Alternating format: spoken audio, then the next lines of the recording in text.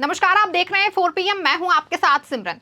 चुनावी माहौल है, चुनावी सरगर्मियां भी तेज है, सत्ता की लालच भी हर एक राजनेताओं के बयानों में साफ झलक रही है। लेकिन ऐसी सत्ता की लालच जो देश का एक हिस्सा आग में झुलस रहा है, वहां किसी की निगाहें नहीं पहुंच पा रही हैं। जी हां, यहां बात कर रहे हैं मणिपुर की। मणिपुर में हालात बद से बदतर होते जा रहे हैं। फिलहाल अगर वर्तमान की बात की जाए तो महिलाओं और बच्चों के शव जो है वो बरामद होने के बाद विरोध प्रदर्शन और हिंसा के कारण स्थिति अस्थिर बनी हुई है।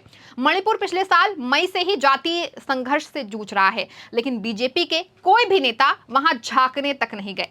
कितने लोगों ने अपनी जानें गंवा दी और एक बार फिर से मणिपुर हिंसा की आग में चल रहा है, लेकिन फिर भी कोई सख्त एक्शन की बात सामने नहीं आई है। लेकिन आपको फिलहाल बता दें कि अब जाकर के गृह मंत्री अमित शाह ने बैठक बुलाई है। आज मणिपुर के तमाम राजनीतिक मुद्दों पर हम बात करेंगे प्रगति के साथ, लेकिन उससे पहले चर्चा की शुरुआत करते हैं मणिपुर से ही। प्रगति, मेरा पहला सवाल आपसे यह है कि मणिपुर जिस तरह से आग में झुलस रहा है, इसको लेकर के सरकार की विफलता जो है मोदी सरकार की, वो कहीं ना कहीं उजागर होती है। इस पर आपकी क्या प्रतिक्रिया है? जी, जैसे कि आपने अपने शुरुआत इंट्रो में ही बताया कि सत्ता की लालच साफ साफ झलक रही है बयानों से। तो जिस तरह के इस वक्त राजनीतिक बयान निकलकर सामने आए हैं, उससे ये साफ होता है कि जहां पर चुनावी माहौल है, जहां पर सत्ता काबिज करनी है, वहां पर उनके द्वारा बड़े बड़े वादे, बड़े बड़े जुमलेबाजियां की जाती हैं। लेकिन जहां पर ऑलरेडी सत्ता है उनकी, वहां पर क्या हालात है उस पर बिल्कुल भी टिप्पणी नहीं दी जाती, उस पर बातचीत नहीं की जाती। क्योंकि अगर हम देखें तो वहां पर बीजेपी की सरकार है मणिपुर में, और वहां पर अभी हिंसा नहीं हो रही है। 1 साल से ऊपर हो गया हिंसा होते होते। मई से शुरुआत हुई थी और कितने तमाम हिंसा हुए, महिलाओं के साथ दुराचार हुआ, बहुत से मामले हैं जिस पर अभी तो जिक्र करना बिल्कुल भी सही नहीं लगता है। क्योंकि ये जो खबरें हैं ये सब जानते हैं, सारी जनता जानती है कि क्या कुछ वहां पर मामला आया। उसके बाद अब अगर हम देखें तो अभी कल अगर रविवार की बात करें तो रविवार को भी एक बड़ी घटना निकलकर सामने आई। विधायकों के घर पर हमला करने की कोशिश की गई, तमाम राजनेताओं के घर पर हमला करने की कोशिश की गई। लेकिन फिर भी डबल इंजन की सरकार है, अच्छे दिन की बात करती है, विकास की बात करती है और शांति, सबसे बड़ी बात हम कहें तो शांति फैलाने की बात करती है। लेकिन फिलहाल जहां उनकी ही सरकार है वहां शांति कहीं भी नजर नहीं आ रही है। क्योंकि जिस तरह की भड़काऊ भाषण उनके द्वारा दिए जा रहे हैं, बटेंगे तो कटेंगे, इस तरह के भाषण निकलकर सामने आते हैं बीजेपी के तमाम नेताओं की तरफ से। लेकिन उसके बाद हम देखें तो जहां सरकार है वहीं पर हिंसा भी भड़कती है। तो कहीं ना कहीं सरकार की विफलता साफ साफ उजागर होती है कि जिस तरह के वो भाषण दे रहे हैं वैसे ही नतीजे सामने निकल कर आ रहे हैं और उसी तरह से हिंसा फैल रही है। मणिपुर की अगर हम बात करें तो वहां पर अभी भी जो शांति की बात करें, वहां पर अभी भी शांति नहीं हुई। बैठक की बात हुई है, बैठक होगी, तमाम बैठक की बात वो करते रहते हैं, अमित शाह की तरफ से होती है। गृह मंत्रालय पर भी इस वक्त सवाल खड़े हो रहे हैं कि गृह मंत्री अमित शाह बड़ा एक्शन नहीं ले पा रहे हैं मणिपुर को लेकर। क्योंकि अभी ये मामला, अगर हम बात करें रिसेंट की, तो अभी ये मामला सामने आया, लेकिन इससे पहले भी कई मामले सामने आए थे मणिपुर को लेकर, लेकिन सख्त एक्शन नहीं लिया गया बीजेपी की सरकार की तरफ से। और डबल इंजन की सरकार जब आती है, वो तमाम राज्यों में ये कहते हैं कि डबल इंजन की सरकार आप लाइए, अच्छे दिन आपको मिलेंगे। लेकिन जहां पर डबल इंजन की सरकार है वहां अच्छे दिन नहीं दिख रहे हैं। तो ये सबसे बड़ी उनकी विफलता को उजागर करता है और ये दावे और ये जो झूठे वादे हैं उसकी सच्चाई जनता के सामने अपने आप आ जाती है। प्रगति, जब मणिपुर का जिक्र होता है तो प्रधानमंत्री नरेंद्र मोदी का जो है उनकी विफलता सामने आती है और कहीं ना कहीं वो सवालों के घेरे में आ जाते हैं। लेकिन उनको जो है इससे शायद कोई फर्क नहीं पड़ता है। ऐसा मैं इसलिए कह रही हूँ क्योंकि इससे पहले जब हिंसा उठी थी तब केवल 36 सेकंड के लिए उन्होंने बोला था, केवल 36 सेकंड के लिए। उनको क्या फर्क नहीं पड़ रहा है? बिल्कुल, अगर 36 सेकंड की हम बात करें सिमरन जी, तो 36 सेकंड भी उन्होंने अपना बहुत ही अनमोल वक्त दे दिया मणिपुर हिंसा को लेकर। क्योंकि 1 साल से ऊपर हो गया और उन्होंने मणिपुर को लेकर बातचीत नहीं की है। 36 सेकंड उन्होंने दे दिया तो उनकी तरफ से हो गया कि बहुत बड़ा वक्त दे दिया। लेकिन फिर वो विपक्ष को घेरों में लेते हैं कि विपक्ष इसे मुद्दा बना रहा है। तो सबसे बड़ी बात यहाँ पर यही उठती है कि अगर आप मुद्दा देंगे तो विपक्ष आपके लिए बैठा हुआ है, उसे बस थोड़े से चिंगारी की जरूरत होती है। उसे मुद्दा अगर बैठे बिठाए मिलेगा तो वो जाहिर सी बात है मुद्दा उठाएगा ही। लेकिन इस वक्त मुद्दा बहुत ही अगर हम देखें तो ये जरूरी मुद्दा है उठाने के लिए, और विपक्ष अगर इसे मुद्दा बना रहा है तो इसमें हम विपक्ष की वाहवाही करेंगे कि ये मुद्दा कहीं ना कहीं सरकार की विफलता को दिखाता है। और जैसे कि आपने अपने क्वेश्चन में पूछा कि पीएम मोदी का जिक्र क्यों होता है, तो पीएम मोदी जब विदेशों में लड़ाइयां होती है, या हम कहें कि यूक्रेन और रूस की अगर हम बात कर ले, वहां जब से युद्ध चल रहा है तब से पीएम मोदी बहुत ही नसीहत देते नजर आते हैं। लेकिन अगर हम देखें तो पीएम मोदी की वहां पर नसीहत रहती है, लेकिन अभी यहाँ पर मणिपुर में हिंसा हो रही है और पीएम मोदी विदेश घूम रहे हैं, विदेश में गए हैं, वो विदेश में उनके दौरे हैं। और लेकिन जब मणिपुर में शुरुआती दौर से हिंसा हुई तब से पीएम मोदी वहां नहीं पहुंचे हैं, जनता से रूबरू नहीं हुए हैं। लेकिन जहां उन्हें नहीं पहुंचना चाहिए, फिलहाल अगर हम देखें तो बिहार में उपचुनाव है, उतना जाना उनका जरूरी नहीं था, लेकिन हाँ हो सकता है कि उनकी स्ट्रैटेजी हो 2025 के विधानसभा चुनाव को लेकर, इसलिए वो शिलान्यास करने पहुंच गए बिहार में। झारखंड, महाराष्ट्र को आप देख लीजिए, वहां पर पीएम मोदी की रैलियां हुई, सभाएं हुई, लेकिन क्योंकि वहां चुनावी माहौल है सिमरन, क्योंकि वहां चुनावी माहौल है तो वहां वो पहुंचेंगे, क्योंकि अगर सरकार सत्ता से चली गई तो घाटा होगा, और जहां सत्ता में सरकार नहीं है तो वहां पर उनको काबिज करना ही अपनी सत्ता। लेकिन मणिपुर में फिलहाल अभी चुनावी माहौल नजर नहीं है, नजर में नहीं आते हैं, इसलिए कहीं ना कहीं पीएम मोदी वहां से मुंह चुराते हुए नजर आ रहे हैं। और पीएम मोदी इसलिए भी हम कह सकते हैं कि मणिपुर पर नहीं बोल रहे हैं, क्योंकि उनको लगता है कि मणिपुर उनके लिए अभी जरूरी नहीं है, मणिपुर पे बोलने का कोई मतलब नहीं उठता है, इसलिए पीएम मोदी वहां ना पहुंच रहे हैं, ना बोल रहे हैं। लेकिन विपक्ष वहां पर जा रहा है, वहां पर हम देखें तो राहुल गांधी भी गए थे, लोगों से मुलाकात की थी, और इसी को विपक्ष मुद्दा बना रहा है कि जब राहुल गांधी पहुंच रहे हैं, जनता से मिल रहे हैं, उनकी परेशानियों को जान रहे हैं, तो क्या प्रधानमंत्री इतने ज्यादा बिजी पर्सन हो गए हैं कि वो वहां तक नहीं पहुंच पा रहे हैं, या हो सकता है कि वो जरूरी नहीं समझ रहे हैं वहां जाना।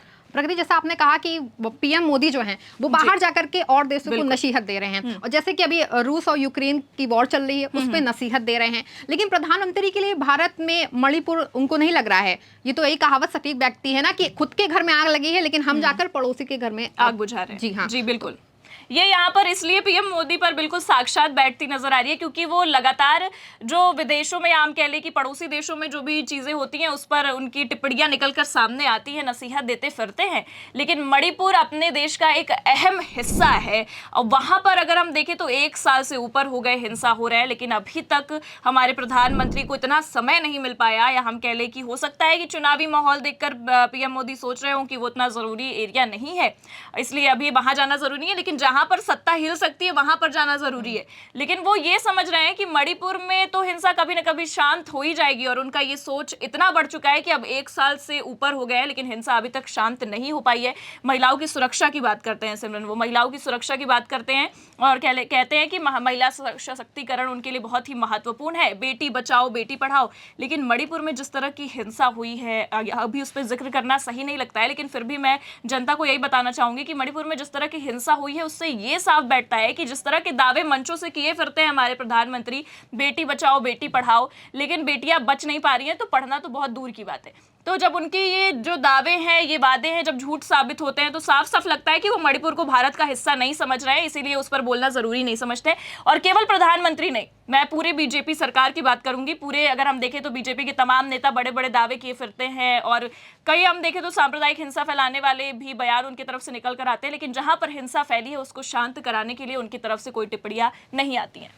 प्रगति, मेरा अगला सवाल है कि मणिपुर में इतनी आग लगी, हिंसा में रहा मणिपुर, लेकिन तब बीजेपी का कोई नेता वहां झांकने नहीं गया। लेकिन वही है ना कहावत कि जब जागो तब सवेरा। अब चुनावी माहौल भी चल रहा है, इसी बीच अब अमित शाह जो हैं वो वहां पर उन्होंने बैठक बुलाई है, इसको लेकर आपकी क्या प्रतिक्रिया है? बिल्कुल, अगर हम देखें तो अमित शाह ने दिल्ली में बैठक बुलाई है महाराष्ट्र की रैली और सभाओं को बंद करके, मतलब ये है कि वहां पे रैली और सभाएं अभी उन्होंने अपनी बंद कर दी है, और मणिपुर को लेकर बैठक बुलाई है कि वहां पे क्या माहौल चल रहा है उसको लेकर बातचीत होगी। लेकिन यही हम कह सकते हैं कि अगर यही बैठक, यही नसीहत आप शुरुआती दौर में दे देते तो अभी इतनी बातें नहीं फैलती, क्योंकि अब अगर हम देखें तो आम इंसान पर बात नहीं बनी है, अब हम देखें तो नेताओं तक बात बन पाई है, क्योंकि जो हिंसा है वो नेताओं के घर तक पहुंच गई है। तो कहीं ना कहीं अब ये डर है हमारे गृह मंत्री अमित शाह को, या हम कह लें कि हमारी बीजेपी सरकार को, कि अगर ये हिंसा विपक्षी घेर में, क्योंकि अगर जो खबरें निकलकर सामने आई हैं उसमें ये है कि कांग्रेस के कार्यालय तक पहुंच गई है ये हिंसा, तो कहीं ना कहीं ये है कि अब विपक्ष से भी बड़ा मुद्दा बना सकता है। तो अब कहीं ना कहीं समझदारी ये देखने की कोशिश में लग रहे हैं हमारे अमित शाह कि अब बैठक बुलाकर नसीहत देंगे, और एनआईए को जांच भी सौंपी गई है, और हो सकता है आने वाले समय में और भी जांच एनआईए के पक्ष में दे दी जाए कि उनको जांच का पूरा जिम्मा दिया जाए। लेकिन फिलहाल जांच और पड़ताल से कोई भी मायने निकलकर सामने नहीं आ रहे हैं, और यही समझ में आ रहा है कि जिस चीज को लेकर हिंसा भड़क रही है, अगर समझौते की बात है, शांति से चीजें खत्म हो सकती हैं, तो कहीं ना कहीं इसे शांति से सुलझाने की जरूरत है। अगर हम अभी बात करें और भी आंदोलन या प्रदर्शन की, तो आप प्रयागराज को ही ले लीजिए, अभी रिसेंट की घटना है, वहां भी आंदोलन प्रदर्शन हुआ, लेकिन वहां के मामले को शांत कराया गया, लेकिन तब शांत कराया गया जब समझ में आ गया कि अब चुनाव आ रहे हैं और वोट छटक सकते हैं हाथ से, सत्ता की जो, अगर हम सेमीफाइनल की बात करें, सेमीफाइनल कहा जा रहा है उत्तर प्रदेश को, तो वो अब हाथ से निकल सकता है, तो कहीं ना कहीं वहां पर शांत कराने की कोशिश की गई। लेकिन आपको भी पता होगा जो खबरें निकलकर सामने आ रही थी कि शुरुआत में पहले डंडे और लाठियां बरसाए गए थे युवाओं पर। इसी तरह हम अगर रेसलर्स की बात करें तो जब वो भी बैठे थे धरना प्रदर्शन के लिए, तो उन पे भी काफ़ी सारे सवाल खड़े हुए कि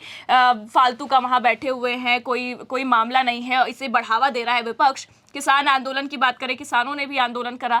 तो कहीं ना कहीं अब जाकर अगर ये बैठक बुलाई जा रही है, तो जैसा कि आपने अपनी कहावत में बताया, जब जागो तभी सवेरा, तो हो सकता है उनके लिए अब सवेरा हुआ हो, जब सवेरा होने की उम्मीद ना हो, क्योंकि अब हिंसा इतनी भड़क रही है कि अब मणिपुर के साथ साथ अन्य जगहों पर भी अब हिंसा ये फैलने की संभावनाएं है। प्रगति, बीरेन्द्र सरकार पर कहीं ना कहीं मुसीबत अब मंडराने लगी, क्योंकि उनके सहयोगी हैं, उन्होंने समर्थन वापस ले लिया है। तो क्या कुछ कुर्सी पर डगमगा सकती है, ऐसा कुछ?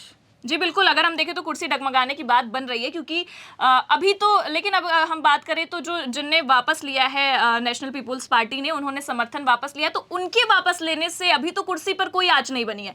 लेकिन अगर समझदारी और सहयोगी दिखाते हैं, और कहीं ना कहीं अगर बीरेन्द्र सरकार जो सहयोगियों के साथ बैठकर सत्ता में बैठी है, तो कहीं ना कहीं अगर वो समझदारी दिखाते हैं तो उनकी कुर्सी पर बात बन सकती है। क्योंकि अगर नेशनल पीपुल्स पार्टी ने अपना समर्थन वापस लिया है, तो उनका साफ साफ यही कहना है कि बीरेन्द्र सरकार की विफलता साफ साफ उजागर हो रही है इस हिंसा को लेकर। क्योंकि मणिपुर हिंसा अभी शुरुआत नहीं हुई है उसकी, ये शुरुआत 1 साल पहले ही हो चुकी थी, मई से शुरुआत हुई थी। तब से लेकर अभी तक कितनी घटनाएं सामने आ गई हैं, कितने लोग जो मासूम है, जिनका कोई गुनाह तक नहीं है, उनकी जाने गई हैं।